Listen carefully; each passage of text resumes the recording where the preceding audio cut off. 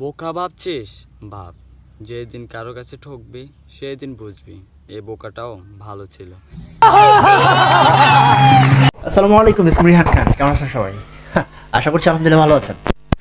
আমি এই বেয়াদব, ওকে বেয়াদবই বলবো না। ও সবচাইতে বাংলাদেশের ভিতরে টিকটকার বলেন, ইউটিউবার বলেন কিংবা ফেসবুকার বলেন, যদি কেউ থেকে থাকে, এটার মধ্যে সবচাইতে বেয়াদব আমি মনে করি যে ছেলেটা। হ্যাঁ, একটা সেলুনের থেকে যে ছেলেটা উঠে এই পর্যন্ত আসবে, সে ম্যানার শিখবে না, ম্যানার জানবে না, এটা স্বাভাবিক। হ্যাঁ, একটা তো ফকিন্নির ছেলে কিংবা হচ্ছে একটা সেলুনের চুল কাটার, আমি কাজকে ছোট করে দেখছি না। সেই ছেলেটি যদি হঠাৎ করে অনেক কোটি কোটি টাকা কিংবা লক্ষ লক্ষ লক্ষ টাকার মুখ দেখে ফেলে, তাহলে তার অ্যাটিটিউড বাজে হয়ে যাবে, চেঞ্জ হয়ে যাবে, এটা স্বাভাবিক, ডেফিনেটলি স্বাভাবিক।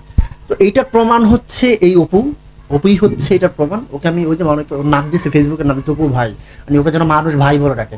এই ওর মতো নির্লজ্জ বেহায়া ফাত্রা ইডিয়েট লঞ্চেস একটা বেয়াদব ছেলেকে ভাই কেন বলবো? বেয়াদব।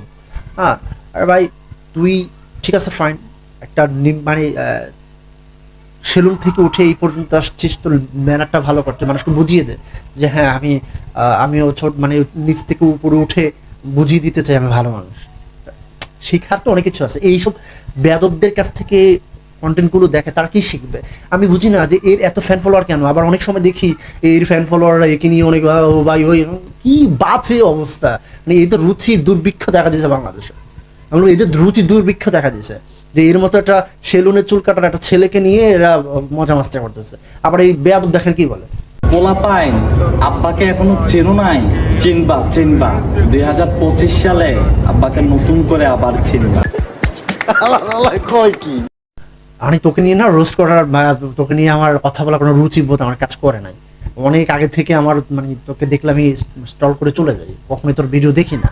এখন আবার একটা মেয়েকে নিয়ে ফাতরামি শুরু করছিস, মেয়েকে নিয়ে বিজনেস করা স্টার্ট করছিস, ঠিক আছে, বিয়েও করাস না ঠিক মতো। আবার বাংলাদেশের মানুষদেরকে আব্বা, মানে আব্বা হওয়ার এত ইচ্ছা যদি জাগে তোর, যে মেয়েটিকে নিয়ে বিজনেস করতেছিস এই মেয়েটিকে বিয়ে করে ফেল, বিয়ে করে সন্তান জন্ম দে, মানে সন্তান নেওয়া ট্রাই কর, ঠিক আছে?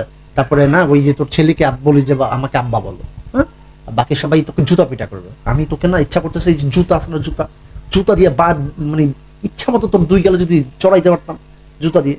স্টপিট কোথাকার, তোকে নিয়ে কথা বলার রুচি আমার নাই, বেয়াদব কোথাকার।